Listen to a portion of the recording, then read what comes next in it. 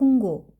콩고는 아프리카에서 두 번째로 큰 나라이며 예로부터 두 가지만큼은 넘쳐났으니 하나는 천년 자원이요 다른 하나는 빈곤이었다. 빈곤은 벨기에 왕 레오폴트 2세가 이 나라를 자신의 고무나무 밭으로 만들었을 때 절정에 달했다. 그는 마주치는 모든 사람을 노예로 삼았고 자그마치 1,000만 명이 넘는 사람들을 학살했다. 1,000만 명. 이는 스웨덴의 전체 인구에 해당한다. 벨기에의 전체 인구이기도 하고. 이렇게 콩고가 오랫동안 어려운 시절을 겪은 후에 마침내 독립했을 때 조제프 데지레 모부투라는 사내가 대통령 자리를 꿰찼다. 그는 뒷돈을 가장 많이 찔러주는 사람에게 나라의 천연 자원을 넘기고 그 돈을 자기 주머니에 챙기고 자신의 이름을 무한한 인내심과 굳건한 의지로서 승리의 승리를 거듭하며 가시는 걸음마다 찬란한 불길을 남기시는 전능하신 전사로 바꿔서 세계적인 저명인사가 되었다. 미국은 이 사내가 콩고와 아프리카의 미래라고 생각했다. 그리하여 이 전능하신 전사는 CIA의 친절한 도움을 받아 가며 수십 년 동안 집권할 수 있었다. 그동안 우라늄은 고무를 밀어내고 이 나라에서 가장 매력적인 천연 자원이 되었다. 미국은 히로시마와 나카사키에 투하된 원자 폭탄 제조에 필요한 우라늄을 콩고에서 공급받았고 이에 감사를 표하고자 승리의 승리를 거듭하며 가시는 걸음마다 찬란한 불길을 남기시는 전능하신 전사가 콩고 원자력 연구소를 설립하는 것을 도와주었다. 그렇지만 이것이 미국이 내린 역사적 결정 중에서 가장 현명한 것이었는지는 확실치 않다. 부패하지 않은 구석이 하나도 없는 이 나라에서 엄청난 양의 농축 우라늄이 어디론가 사라져 버린 것이다. 가끔 그중 일부가 여기저기에서 다시 나타나 수거되어 안전하게 처리되기도 했지만 그 정확한 양을 파악하기도 힘든 나머지는 완전히 행방을 감춰버렸다. 그리고 세월이 흘렀다.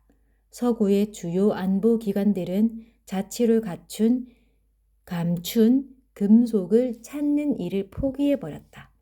이제 남은 일은 더 이상 우라늄이 암시장에 흘러들지 못하게 하는 것이었다.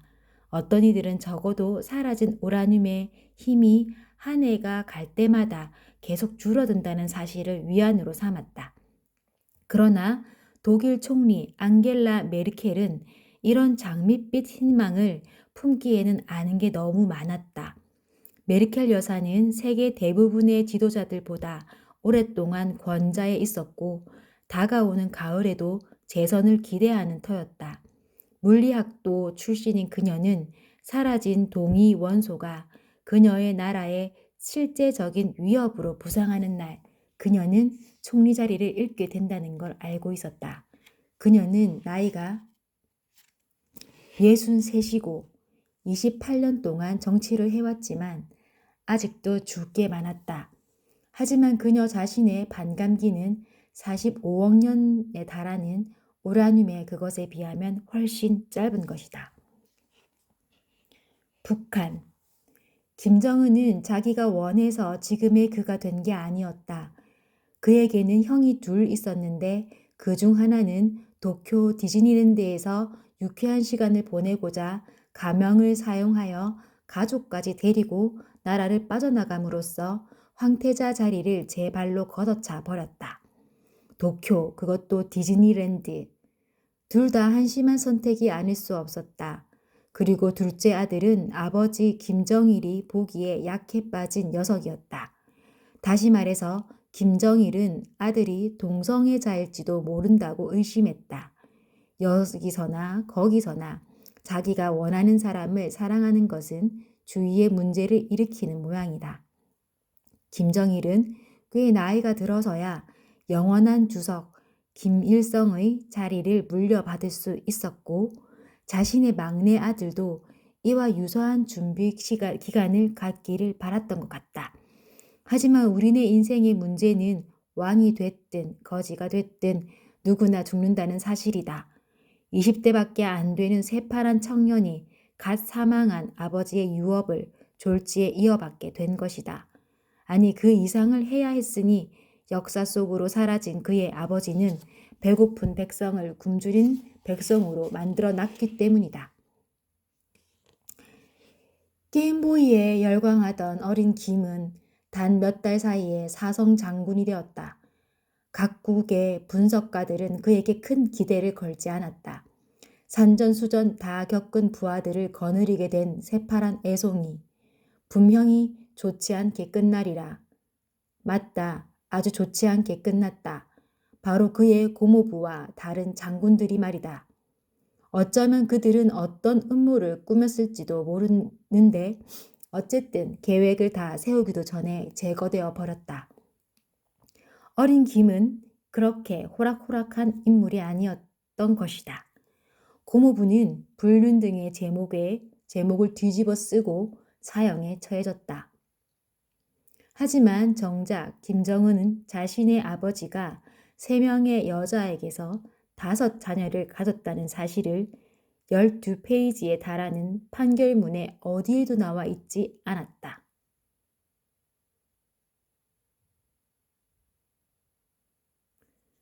그로부터 몇 년 전 어린 김은 어머니가 일반 북한 주민은 사진으로도 구경 못할 물건들을 쇼핑하느라 유럽을 쏘다니고 있는 동안 스위스에서 가명으로 학교에 다녔다. 김은 여자아이들보다 농구와 비디오 게임에 관심이 많았지만 성적도 그렇게 부끄러울 정도는 아니었다. 할아버지가 세웠고 아버지가 파산시킨 나라를 갑작스레 물려받게 되었을 때 그가 벤치마킹한 것은 아버지보다는 할아버지 쪽이었다. 외향적 성격의 그는 대중들과 섞이기를 즐겼고 기분이 좋을 때는 그들의 등을 툭툭 두드리기도 했으며 심지어 그들과 대화를 나누기도 했다. 특히 그는 북한식 공산주의 시스템을 조금이나마 개선했고 덕분에 이 나라의 식탁에서 찬바람이 부는 일은 전보다는 줄어들었다. 하여 온 세계가 여전히 애송이를 비웃으며 킥킥대고 있을 때 그는 자신이 물려받은 나라와 함께 무덤 속으로 들어가든지 아니면 그렇게 되게 만들려고 날뛰는 온 세계와 맞서 싸우든지 둘 중 하나를 선택해야 한다는 것을 깨달았다. 그는 싸움을 택했다. 문제는 북한의 몇 푼 안 되는 자금을 가지고 그걸 해야 한다는 점이었다. 그들이 꼬불쳐둔 돈을 가지고는 낡은 소련제 탱크와 대포를 업그레이드하는 것은 꿈도 꿀 수 없었다. 그렇다면 아버지가 상당히 성공적으로 진행시킨 프로젝트에 박차를 가하는 편이 나았다. 그에게는 수천 개의 폭탄이 필요하지 않았다. 그저 몇 개만 있으면 되었다.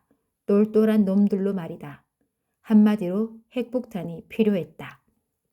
그는 핵무기 개발 프로그램을 진전시키고 시험 미사일을 무수히 발사함으로써 경멸 어린 미소를 짓고 있는 전 세계에 대고 북한은 싸울 준비가 되어 있노라고 외쳤다. 국제사회의 반응, 공포와 제재와 반복되는 비난은 오히려 그를 씩 웃게 만들었다. 이제 어린 김이 아니라 최고 영도자라 불리게 된 그를 말이다. 그런데 하늘이 도운 것인지 미국인들의 노벨 평화상까지 탄 그들의 대통령을 계속 김정은의 덫에 걸려드는 다른 대통령으로 바꿔버렸다. 도널드 트럼프는 북한이 화염과 분노로 쑥대밭이 될 거라 으르렁거렸지만 그럴 때마다 최고 용도자의 위치는 더욱 튼튼해질 뿐이었다. 권력을 쥔 천 몇 해 동안 김정은은 아버지가 평생 한 것보다 많은 것을 이뤘다. 그의 걱정거리는 딱 하나로 북한 공장의 능력으로는 플루토늄 만들기가 너무 어렵다는 점이었다. 이 금속은 자연 상태로는 구할 수 없다. 만일 누군가가 그걸 가지고 장난 좀 치고 싶다면, 예를 들어 그걸로 핵무기를 만들고 싶다면 먼저 그걸 만들 수 있어야 하는데 이건 결코 만만한 일이 아니다. 겨우 5g의 플루토늄 239를 제조하는 것도 무진장 복잡한 일이다. 하지만 당신이 그걸 어떻게 만들어냈다고 치자. 그 다음에는 그걸 99% 이상 안정화시켜야 하는데 이때 사용되는 갈륨이라는 물질은 햇볕을 받은 초콜릿만큼이나 쉽게 녹아내리는 아주 고약한 성질을 가지고 있다. 결과물이 모래가 손가락 사이로 빠지듯 사라지는 것을 막기 위해서는 아주 정교한 원심 분리기가 있어야 하는데 이 장치를 만드는 것 또한 플루토늄 제조 공정만큼이나 복잡한 일이다. 이 모든 것은 단 5g의 플루토늄을 위한 조건들이다. 그런데 핵폭탄다운 핵폭탄 하나를 만들려면 적어도 5kg 이상의 플루토늄이 필요하다. 그나마 러시아인들이 계속 발뺌하는 것만 멈춘다면 문제는 해결될 거였다. 그들은 원심 분리기 한 대를 제공하겠다고 은밀히 약속했지만 지금껏 이런저런 핑계를 대며 약속을 지키지 않았다. 하지만 그들이 결정을 내릴 때까지 무한정 기다릴 수는 없는 처지였다. 그리고 김정은은 누군가의 뜻에 좌우되는 것이 제일 싫었다. 얘기가 나왔으니 말인데 세상에 이 러시아인들만큼 이중 플레이를 잘하는 인간들이 없었다. 그들은 월요일에는 북한에 대한 제재안에 찬성표를 던졌다가 화요일에는 원심 분리기를 주겠다고 약속하고 주말 전까지는 쓸만한 우라늄 제공처를 소개해 줄 수 있는 인간들이었다. 왜냐하면 농축 우라늄은 플루토늄을 대체할 수 있는 이상적인 해결책이기 때문이었다. 그것은 암시장, 그러니까 아프리카의 가장 으슥한 곳들에서 얻을 수 있었다. 하지만 콧대 높은 조선민주주의 인민공화국의 적은 거기에도 많았다. 방사성 물질 500kg은 DHL로 보낼 수 있는 종류의 물건이 아니었다. 러시아의 그 정신분열증 환자들은 콩고에서 우라늄을 얻을 수 있다고 귀뜸해 주었다. 하지만 공급자를 믿을 수 있는가? 그리고 운송 경로에는 문제가 없는가? 북한은 지금 이 두 가지를 확인하는 중이었다. 미국, 북한. 미국의 신임 대통령은 알고 보니 국가 안보를 심각하게 위협하는 존재였던 국가안보회의 보좌관을 해임해야 했다. 또 그는 임기 초기부터 언론을 길들이려 해봤지만 결과는 신통치 않았다. 이런 상황에서 평양의 최고 용도자가 탄도미사일 북극성 2호를 발사하여 500km 떨어진 동해상에 떨어뜨린 것은 트럼프 대통령으로서는 세상의 관심을 다른 곳으로 돌릴 수 있는 절호의 기회였다. 미국, 일본, 남한의 공동 발의에 따라 그리고 유엔 안전보장 이사회가 소집되어 모두가 한 목소리로 북한의 핵실험을 규탄했다. 거기서 미국 유엔 대사는 이제는 북한에게 말이 아니라 행동으로 따져야 할 때라고 선언했다. 그렇다면 구체적으로 어떤 행동으로? 대사는 기꺼이 공을 대통령에게 넘겼으며 트럼프는 트위터를 통해 몇 가지 제안을 내놓았다. 그런데 그해 북부의 조그만 나라 스웨덴은 안전보장 이사회의 비상임 이사국으로 선출되었다. 스웨덴 외무장관 마르고트 발스트렘은 거침없는 언행과 적극적인 성격으로 유명한 인물이었다. 일설에 의하면 이스라엘 총리 베냐민 네탄야후는 화풀이를 할 필요가 있을 때마다 그의 집무실 벽에 붙인 발스트림의 사진에다 다트를 던지곤 했단다. 왜냐하면 스웨덴이 마르고트 발스트림의 강력한 주장에 따라 팔레스타인을 정식 국가로 인정했기 때문이었다. 네타냐후와 다른 이들이 보기에 국경도 정부도 없고 단지 테러리스트들만이 우글거리는 나라를 말이다. 하지만 발스트렘은 꿋꿋이 싸워왔다. 그리고 지금 그녀는 안전보장이사회에서 더 큰 것을 노리고 있었다. 그녀는 현 상황의 심각성에 대해 북한의 최고 영도자와 직접 대화할 수 있는 통로를 만들기 위해 자신이 스웨덴과 유엔 안전보장이사회를 대표하여 평양을 다녀와야 한다고 동료들을 설득하고 다녔다. 이 방문은 먼저 북한이 수락해야 하고 완전히 비공식적인 것이어야 했다. 이는 매우 고차원적인 외교적 게임인 동시에 양 진영의 호전적 어조를 완화시키려는 진지한 노력이기도 했다. 그 어떤 서방 국가도 스웨덴만큼 북한과 진정한 외교적 관계를 맺고 있지 못했다. 안전보장이사회에서는 발스트렘에게 청신호를 주었다. 이제 자신을 만나달라고 최고 영도자를 설득하는 일만 남아있었다. 만일 토르스텐 레벤스티에나가 운동선수였다면 그는 부자가 되고 아주 유명해졌을 것이다. 하지만 그는 운동선수 대신 외교관의 길을 택했고 따라서 일반인에게는 전혀 알려지지 않은 사람이 되었다. 거의 30년 가까이 스웨덴 외무부에 몸담아 오면서 그는 이집트, 이라크, 터키, 아프가니스탄 등에서 탁월한 업무 능력을 발휘해왔다. 특히 그는 뉴욕의 유엔 본부에서 파견 근무를 했고 이라크 조사단에서는 특별 고문이었고 마자르 이샤리프에서는 결정적인 역할을 수행했으며 이스탄불에서는 스웨덴 총영사였다. 만일 이 토르스텐 레벤스티 에르나가 높은 레벨의 외교 영역에서 뭔가 모르는 게 있다면 그것은 그냥 몰라도 되는 일이기 때문이었다. 그는 현직 평양 주재의 스웨덴 대사였는데 이 평양 주재의 스웨덴 대사는 아마도 세상에서 가장 골치 아픈 자리일 거였다. 어떤 이들은 그가 천재라고 하기도 했다.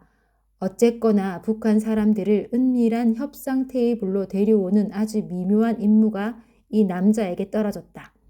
세계 평화가 여기에 달려 있었다. 토르스텐 레벤스티 에레나는 늘 그렇듯 치밀하게 준비한 다음 최고 영도자와의 면담을 요청했고 그 요청은 받아들여졌다. 대사는 조금도 떨지 않았지만 그러기엔 경험이 너무 많았다. 정신은 바짝 집중되어 있었다. 그는 필요한 단어를 적재적소에 써가며 평양에서의 은밀한 협상이 세계 평화에 큰 이득이 된다는 유엔의 주장을 명쾌하게 설명했다. 이 방면에는 달인이라 할 수 있는 그는 중간에 한 번도 쉬지 않고 천의 무봉의 연설을 마칠 수 있었다. 북한의 최고 영도자 앞에서 토르스텐 레벤스티에르나가 해낸 것은 외교사의 길이 남을 쾌거였다. 그리고 나서 그는 자신에게 귀한 시간을 조금이나마 할애해준 북한의 지도자에게 깊은 감사를 표한 다음 대답을 기다렸다. 북한의 지도자는 외교관의 눈을 똑바로 쳐다보면서 대꾸했다. 뭐요? 평화를 위한 은밀한 회담? 여기서 빌어먹을 지금까지 살아오면서 이렇게 웃기는 얘기는 처음 듣네. 면담은 끝났다. 그러면 전 이만 물러나가겠습니다. 레벤스티에르나 대사는 최고 영도자의 거대한 집무실을 슬금슬금 뒷걸음쳐 나오면서 말했다. 그리고 상황은 이것으로 끝나버렸을 것이다. 알란 칼손이 없었더라면 말이다. 인도양 박종원 선장은 1등 항해사 선실의 탁자 주위에 하나 남아있는 빈 의자에 앉았다. 알란과 율리우스는 이미 다른 두 의자에 앉아 있었다. 종이와 볼펜을 꺼내든 선장은 이름이 무엇이며 어디에서 왔으며 가장 가까운 해안에서도 50헬이나 떨어진 바다 한가운데서 버드나무 바구니를 타고 무얼 하고 있었는지 물어보는 것으로 신문을 시작했다. 율리우스는 이런 종류의 일에는 알란이 더 재능이 있다고 판단했다. 100일세 노인은 생각은 많이 하지 않지만 말은 청산유수였다. 내 이름은 알란이고 여기는 내 가장 친한 친구인 율리우스요. 전에는 아스파라거스를 재배했던 사람이지. 난 늙었다는 것 빼고는 별로 말할 게 없어. 난 오늘로 101살이 되었다오. 이해가 되오? 박 선장은 이해가 되었다. 그는 시작이 좋지 않다고 느꼈다. 자신이 비정상적으로 늙었다고 주장하는 이 노인네는 주눅들기는커녕 천하태평이고 여유작작하지 않은가. 이 사실은 선장을 몹시 불안하게 하고 바짝 긴장하게 만들었다. 당신의 나이에는 별로 관심이 없소이다. 그가 대답했다. 당신은 어디에서 왔고 여기서 무얼 하고 있는 거요? 우리가 여기서 무얼 하고 있냐고? 오, 여보시오, 선장. 지금 당신이 우릴 이 배에 붙잡아두고 있잖아? 자꾸 엉뚱한 소리 하지 마시오. 선장이 호통쳤다. 계속 그렇게 나오면 원하는 것보다 빨리 이 배에서 내리게 해주겠소. 여기서 동티모르까지 헤엄쳐 가려면 10일, 아니 10일 이상은 걸리지 않을 테니 좋을 대로 하시오. 아니 알란도 율리우스도 그걸 원치 않았다. 하여 알란은 이 모든 것은 발리 해변에서의 생일 파티가 엉뚱하게 발전한 탓이라고 설명했다. 우린 열기구를 타고 섬을 한 바퀴 돌아볼 요량이었는데 풍량이 바뀌어 그만 열기구가 표류해 버렸어. 선장의 배가 고맙게도 옆을 지나가게 되었을 때는 달랑 바구니만 남아 있었지. 정말로 이상하게 들리겠지만 모든 일에는 다 이유가 있는 법이야. 안 그렇소? 뭐라고요? 선장이 놀라며 반문했다. 모든 일엔 다 이유가 있다고. 선장도 그렇게 생각하지 않으시오? 불안해진 율리우스는 알란에게 꿈뻑꿈뻑 눈짓을 했다.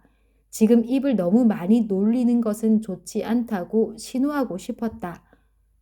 선장은 여전히 그들을 배 밖으로 던져버릴 수 있지 않은가. 그래서 두 분이 인도네시아 사람이란 얘기요?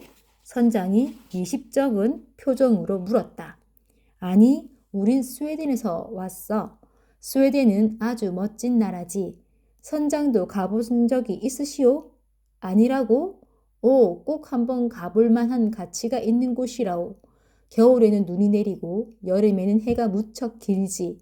사람들도 친절하고 뭐 일반적으로 그렇다는 얘기요. 물론 어딜 가든 없어도 되는 사람이 한둘은 있는 법이고 그런 우리나라도 예외는 아니야. 내가 여기에 오기 전에, 그러니까 발리에 오기 전에 있었던 양로원에는 성질머리가 끔찍하게 고약한 원장이 하나 있었어. 발리에 오기 전에 말이야. 그녀를 생각하기만 해도 몸소리가 쳐진다고. 선장도 내가 무슨 말 하는지 이해하시겠지? 박종우는 탁자 너머의 노인이 자신에게 질문하는 게 영 마음에 들지 않았다. 바짝 정신 차리지 않으면 상황을 통제할 수 없게 될 것 같았다. 자, 처음부터 다시 시작합시다. 그는 이렇게 말하고 종이에 알란과 율리우스의 이름, 국적, 그리고 여행 목적을 적어 놓았다. 그들에겐 아무런 여행 목적이 없단다. 그리고 이렇게 바다를 떠다닐 의도도 없었단다. 선장은 그들의 얘기를 믿기로 했고 어쩌면 이 사건에서 무사히 빠져나갈 수 있다는 생각이 들기 시작했다. 신문은 노크 소리로 중단되었다. 보초가 잔뜩 겁에 질린 얼굴을 하고서 들어왔다. 자기는 두 외국인 양반에게도 저녁 식사를 줘야 하는지 확인해 보라는 지시를 받았단다. 선장은 괜찮은 생각이라고 느꼈다. 좋아, 지금부터 15분 내지 20분 후에 음식을 여기로 가져와. 술은 여전히 안 되는 거요. 보초가 다시 나가자 알란이 물었다. 선장은 그렇다고 대답했다. 음식과 함께 물과 차가 제공될 거라 했다. 차라. 알란이 한숨을 푹 내쉬었다. 선장 가다가 어딘가에 우릴 내려줄 생각이 정말로 없는 거요?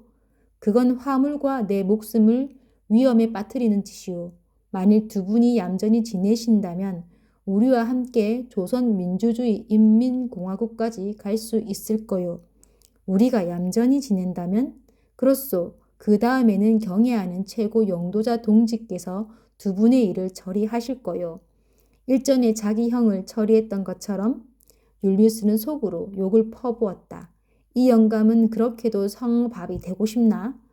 선장은 알란의 것 같은 태블릿은 가지고 있지 않았지만 적어도 바다에 있는 동안에는 세계 각지의 뉴스를 접할 수 있었다.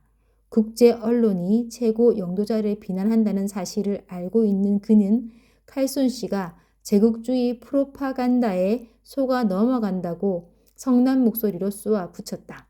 조선의 지도자는 절대로 자기 가족이나 다른 나라에서 온 방문객을 죽이지 않소. 한순간 율리우스는 101세 노인이 이제는 자제하리라는 희망을 품었다. 하지만 천만의 말씀이었다. 아니야, 충분히 그럴 수 있어. 어떻게 내가 이렇게 살아 있는지 아쇼? 그것은 요 몇 년 전 김일성이 나를 총살하려 했을 때 마오쩌둥이 내 목숨을 구해주었기 때문이야. 그 마오쩌둥도 나중에는 생각이 바뀌긴 했지만 박종훈 선장은 자기 귀를 의심했다. 지금 이 백인 영감은 조선민주주의 인민공화국의 영원한 주석을 모독하고 있지 않은가? 그것도 무려 23년 전에 영원 속으로 들어가신 주석 동지를. 요 몇 년 전이라고? 머리가 어지러워지기 시작한 선장은 생각을 정리해 보려 애쓰면서 되물었다. 아, 참 세월 빠르다. 아마 1954년이었을 거야. 스탈린이 한창 폼 잡고 다닐 때였으니까. 아니, 그때가 1953년이었던가? 그러니까 칼손 씨, 당신이 영원한 주석님을 만났단 말이오? 그럼 그 양반과 하 잘레는 그의 아들 레미를 만났지. 하지만 이제는 두 사람 다 돌아올 수 없는 긴 여행을 떠났어. 나처럼 나이가 먹을수록 건강해지는 복은 아무한테나 주어지는 게 아니야. 물론 기억력은 점점 나빠지고 있지만, 그리고 청력도, 그리고 무릎도, 그리고 생각은 안 나지만 다른 것들도. 아참, 기억력 얘기가 나왔으니 말인데, 선장은 자신이 위험에서 완전히 벗어나지 못했다는 것을 깨달았다. 어쩌면 과거에 영원한 주석님을 모독했을지도 모를 외국인을 평양에 데려간다면 자신의 운명은 제국주의자들이 최고 영도자의 형님에게 닥쳤다고 주장하는 그것이 될 수도 있었다. 반대로 영원한 주석님을 만났다는 인물을 그분의 손자에게 확인해 보지도 않고 제거해 버린다면 그야말로 쥔태양난이었다. 선장은 깊은 고민에 빠졌다. 율리우스는 자신이 아직도 기절하지 않은 게 놀라울 따름이었다. 알라는 지금 상황이 얼마나 위중한지 모른단 말인가? 아니면 그냥 노망이 든 것일까? 어찌됐든 간에 이 101살 먹은 영감이 너무나 수다를 떨어 댄 탓에 그들을 바다로 던져버리겠다는 북한 선장의 위협이 점점 현실로 다가오고 있었다. 위기에서 벗어날 방법을 필사적으로 찾던 율리우스는 자신도 모르게 이렇게 말했다. 알라는 조선민주주의 인민공화국의 열렬한 지지자예요. 또한 핵무기 전문가이기도 하고요. 안 그렇소, 알란? 선장은 숨이 턱 막혔다. 그는 금고의 열쇠가 아직 달려있는지 보려고 무의식적으로 목에 손을 갖다 댔다. 뭐라고? 핵무기 전문가? 깜짝 놀라기는 알라인도 마찬가지였다. 그는 자신의 탁자 건너편의 절대 금주자에게 너무 공격적으로 나갔다는 것을 느꼈다. 이런 상황에서는 늘 그래온 것처럼 자신의 친구가 즉흥적으로 꾸며낸 소설을 계속 이어가는 편이 나았다. 그걸 지적해 주어 고마워, 율리우스. 맞아, 우리는 다양한 분야에서 꽤나 알려진 전문가들이라 할 수 있지. 내 장기는 예전에 사람들이 원자폭탄이라 불렀던 것을 뚝딱 만들어내는 거였어. 난 염소젖으로 술을 담그는 것만큼이나 그것도 잘하는 게 사실이야. 하지만 이 배에 술은 안 된다고 했지. 어차피 이 배에는 염소도 없지만. 알라는 핵무기라는 말이 나올 때마다 선장이 뭔가를 찾는 듯이 자기 목을 더듬는 것을 눈치챘다. 물론 단순히 우연의 일치일 수도 있다. 하지만 우연이 아니라면 그가 어떻게 불안한 표정을 짓고 있는 이유를 설명해 줄 거였다. 그동안 101세 노인은 북한의 핵무기 프로그램에 대해 조금 읽은 바가 있었다. 며칠 전에도 김정은이 동해상에 미사일 한 발을 발사하여 전 세계의 공분을 샀단다. 늙은 폭약 전문가는 사용법만 조금 익히면 세상의 모든 것을 읽을 수 있는 검은색 태블릿을 가지고 자신의 지식을 업데이트해왔다. 지난 60년 동안 그리고 알란이 마지막으로 이 문제를 들여다본 이후로 이 원자폭탄의 영역에서는 꽤나 많은 일들이 있었던 모양이었다. 하지만 북한 사람들은 이 분야에서 최고는 아닌 듯했다. 오히려 초보라는 표현이 더 어울릴 것 같았다. 전문가들 말로는 이 나라의 플루토늄 공장은 그들이 바라는 물질을 여전히 생산해내지 못하고 있단다. 그렇다면 선장에게 이 얘기를 하여 반응을 떠보는 게 어떨까? 보다 안전을 기하기 위해 뭔가 기대하게 하는 말도 조금 섞어가면서 이제 알란과 율리우스는 인도네시아와 북한 중에서 하나를 선택할 수 있는 처지가 아니었다. 그보다는 북한에 가느냐 아니면 배의 난간 밖으로 던져지느냐의 기로에 서 있었다. 그리고 바닷물보다는 북한이 낫게 느껴졌다. 그러니까 핵무기와 나는 세상에서 가장 친한 친구라 할 수 있어요. 그리고 당신네는 이 분야에서 여러 가지 문제점이 있는 것 같고 선장의 손이 곧바로 목으로 올라왔다. 알라는 말을 이었다. 당신네의 첫 번째 핵실험 결과를 보건대 당신네는 아직 플루토늄을 만들어낼 솜씨가 없거나 아니면 우라늄이 충분치 못한 거야. 어쩌면 둘 다일 수도 있고 우라늄에 대해서 얘기하자면 당신네는 우라늄을 농축하는 방법을 모르는 것 같아. 이 분야의 지진 아들이 흔히 겪는 문제이지. 사람들이 당신네를 비웃는 것도 이상한 일은 아니야. 뭐 누가 우리를 비웃는다고? 선장은 발끈했다. 그럼 누가 비웃지 않지? 알란은 물러서지 않았다. 율리우스는 알란이 제발 여기서 멈추기를 속으로 간절히 기도했다. 하지만 여기서 알란은 뭔가 냄새를 맡았다.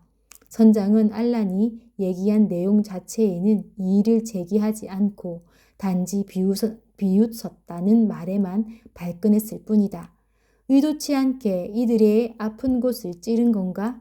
우라늄. 알란은 다시 한번 떠보았다. 딱 그렇게 한마디만 해보았다. 그리고 한 번 더 말해봤다. 우라늄. 목으로 올라간 선장의 손가락이 거의 흰색이 되었다. 왜 자꾸 우라늄 하는 거요? 우라질. 그는 벌컥 화를 내며 또 당황하며 소리쳤다. 플루토늄 시설을 가지고 있으면서 애들 장난감 같은 화약이나 만들고 있다면 그것은 문제가 있다는 얘기지. 또 플루토늄을 만들어낼 수 없다면 대신 우라늄에서 위안을 찾아야 하고 선장은 다시 목으로 손을 올렸고 열쇠가 무사히 있음을 확인했다. 알라는 그에게 그렇게 겁먹은 표정을 짓지 말라고 말했다. 지금 내 자랑을 하는 건 아니지만 세계 제1의 핵무기 전문가라면 이게 어떤 상황인지 대충 짐작할 수 있거든. 율리우스는 이게 어떤 상황인지 전혀 이해할 수 없었다. 지금 알란이 무슨 독심술을 하고 있나? 어떤 상황인데? 선장은 큰 소리로 되물었지만 속으로는 무서운 대답이 나올까봐 떨고 있었다. 알란은 하마터면 이 배에는 밀수한 우라늄이 가득 실려 있을 거라고 대꾸할 뻔했다. 하지만 이 생각이 틀렸다면 상황은 훨씬 고약해질 거였다. 뻔한 얘기 가지고 시간 보내지 말자고 알란은 일단 말을 돌렸다. 물론 이런 종류의 일을 가지고 함부로 떠들 수는 없겠지. 하지만 선장, 당신은 빨리 선택해야 해. 율리우스와 나를 평양에 데려가서 당신네의 그 한심한 핵무기 프로그램을 손 좀 보게 하든지 아니면 당신의 최고 영도자님께 왜 우릴 바다에 던졌는지 설명하든지. 선장은 두 노인네를 수천 미터 아래 바닷속에 그대로 묻어버리고 싶었다. 하지만 둘 중 더 늙은 노인네는 이 방면에 대해 꽤나 박식해 보였다. 어쩌면 공화국의 전문가들보다 많이 알고 있을지도. 이 지역의 덩어리를 물고기 밥이 되게 하는 게 과연 애국적인 처사일까? 알란이 느끼기에 선장은 아직 결정을 내리지 못한 것 같았고 보다 안전을 기하기 위해서는 안전한 한마디 더 던질 필요가 있었다. 내가 보기에 오늘은 우리 선장님에게 복이 터진 날이야. 자, 우리 모두를 위해 이렇게 하자고. 그는 열간 등압 압축법의 신기술에 대해 자기가 아는 모든 것을 공화국 최고 용도자에게 알려주겠다고 약속했다. 얼간 등압? 선장이 발음을 시도해봤다. 뭐 대충 그래. 간단히 말해서 4분의 1의 우라늄으로 2배의 힘을 내는 기술이지. 혹은 같은 양으로 8배의 힘을 내거나 내가 도와주면 당신네는 단 몇 킬로그램으로 일본의 절반을 하늘 높이 날려버릴 수 있어. 물론 그걸 권하고 싶진 않지만 왜냐하면 일본 사람들의 무척 화를 낼 거거든. 미국 사람들도 마찬가지고 자기네들도 오래전에 그렇게 한 적이 있으면서 말이야. 그땐 꽤나 성공적이었지. 얼간 등압. 선장이 다시 한번 발음해봤다. 선장, 그건 제대로 말할 수 있다 해도 그렇게 큰 소리로 말해서는 안 되는 단어일세. 선장은 즉각 입을 다물고 알란의 다음 지시를 기다렸다. 그러니까 우선 그 우스꽝스러운 알코올 금지령을 즉시 폐지해야 한단다. 선장은 알란과 율리우스와 함께 앉아서 샴페인을 나눠도 괜찮지만 꼭 강요하지는 않겠단다.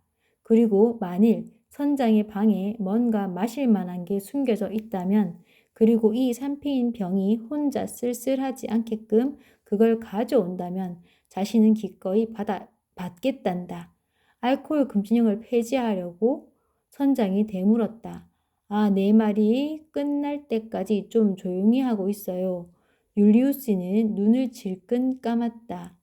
알라는 자신들의 생살 여탈권을 쥐고 있는 사람을 꾸짖고 있지 않은가? 알라는 계속하기를 자기 친구가 조금 시끄럽게 자는 경향이 있는 고로 그와 각방을 쓰고 싶긴 하지만 선장과의 건전한 협력 관계를 위해 그냥 참고 지낼 수도 있다고 했다. 하지만 선장은 알코올 문제를 해결하고 나서 지체 없이 최고 용도자님께 메시지를 보내야 할 거란다. 물론 암호로 된 메시지를 말이다. 그분께 이렇게 말하시오. 제가 최고 용도자님의 모든 문제에 대한 해결책을 찾았습니다. 이제 조선민주주의 인민공화국은 열간 등압 압축법과 저의 가열찬 노력 덕분에 전례 없는 번영을 누리게 될 것입니다.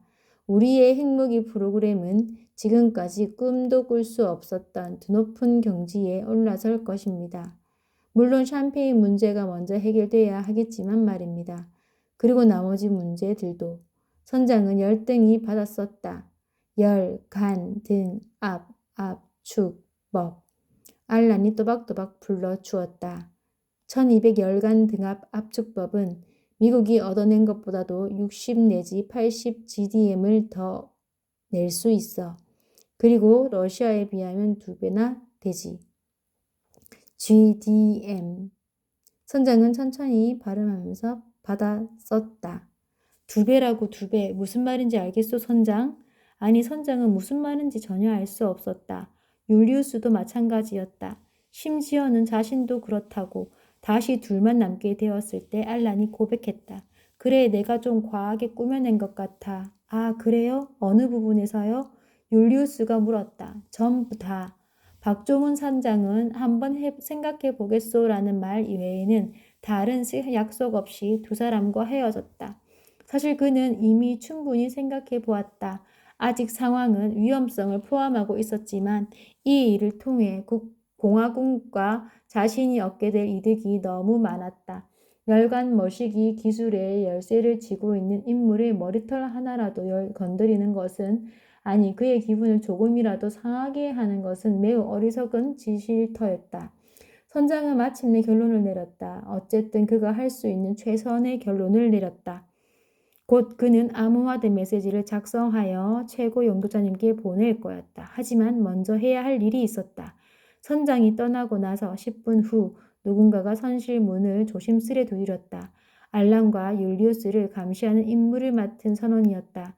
그는 선장이 보내는 것이라며 먼저 샴페인 병을, 그 다음에는 젓갈색 쿠바산 럼주 병을 내밀었다.